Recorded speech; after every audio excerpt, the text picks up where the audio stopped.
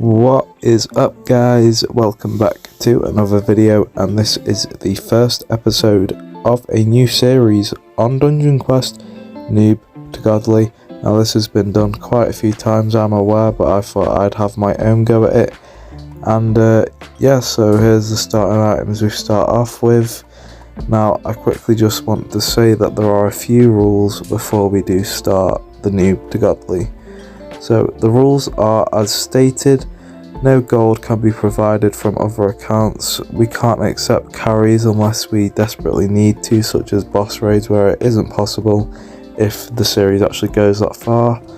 Obviously I can only run solo, and I can only, have the gold. There's no boosts, there's no game passes, it's just pure free to play grind solo gameplay. So I hope you guys enjoy. This is hopefully gonna be a really good series for the channel, and starting off on game one, we're just defeating the mobs.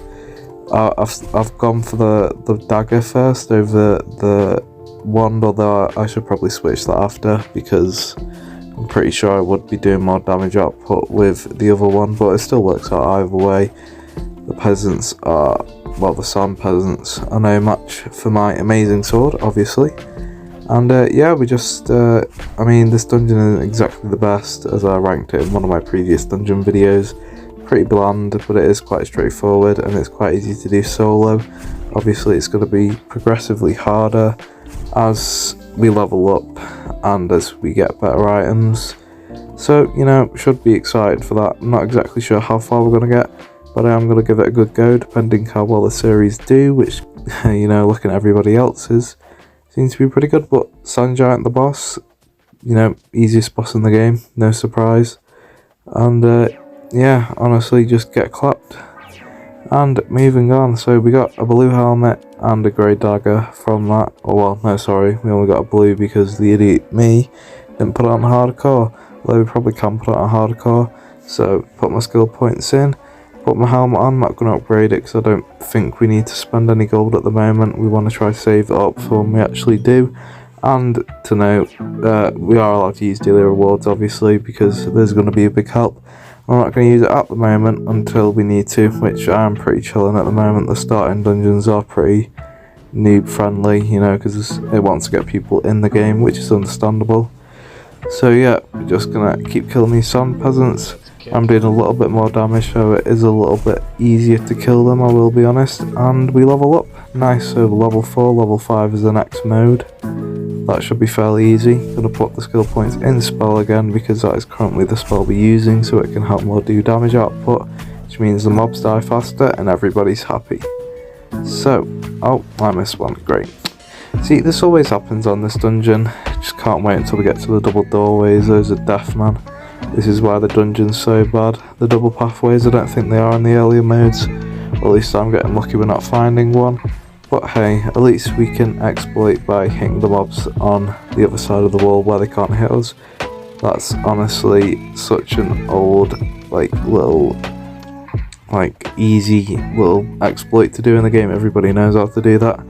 It's just so easy to do, so well known. And yeah, so just going to be killing hundreds of these guys pretty much until we get onto Winter Outpost. And this episode, I think I'm going to get halfway through this one, probably do 2 episodes per dungeon.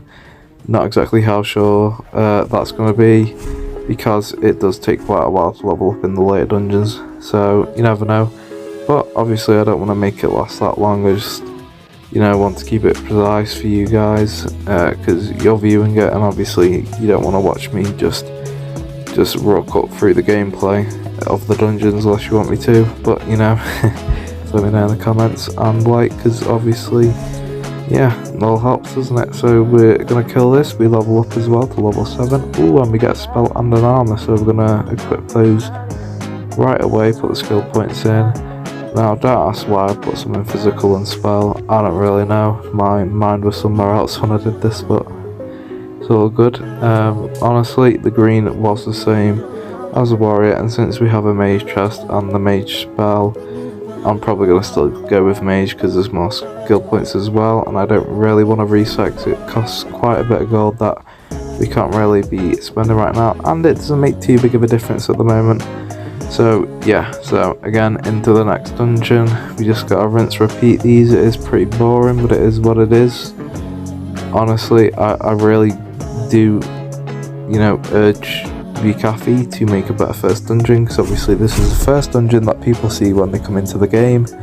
And you know, if you compare this dungeon to some of the later ones, you know, maybe more people will play the game. Imagine like Enchanted Forest or Gilded Skies as a first dungeon. Obviously not the difficulty, because you know that would be quite a struggle for start players. But you know what I mean, like they've come quite a far way since release. But you know, I guess it is nostalgic and OG and easy for start players, so you know, understandable. But yeah, at the moment we are doing pretty good. I mean, I have 2 spells. Those are the main things you want in a dungeon. If I only had 1, we'd be in a bit of a problem, and it would take quite a lot longer to do the dungeons, so it's pretty good. We even got the warrior one, and they still do a ton of damage, even though it's only the first dungeon. So we're going to keep killing these, and after that dungeon, we got another mage spell called Arcane Spray. Now this is pretty good, so we're going to swap that for the warrior spell. We're just going to go full mage at the moment, and yeah, this one does a lot of damage output, and it's got really good AoE, being an uncommon spell, so it's better than the fireball obviously, and we did need that upgrade, so that is really good.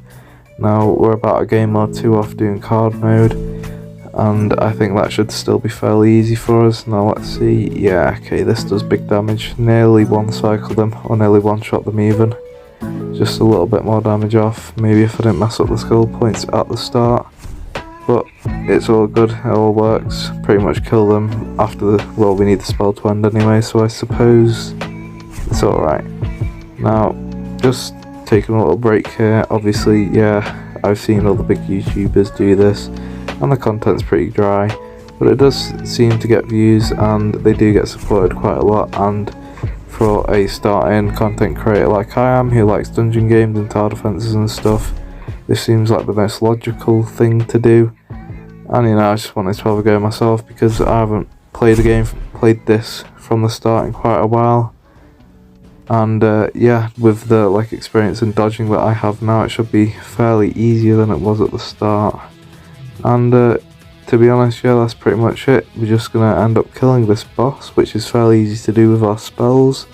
We get more loot, we get level 12 to do hard mode, which I will save for next episode, which will be episode 2, which I think we should try get Nightmare for that one, and probably do a Nightmare run. But at the moment, just going to sell all the items that we don't need, so they don't pack up and like pile on for later. And ending off with this set, which is honestly not too bad. The skill points could be improved, but we'll save that there, we'll leave it there. Thanks for watching, I hope you guys did enjoy. Not the best first episode, but it is something. So yeah, 10 likes for part 2. See ya.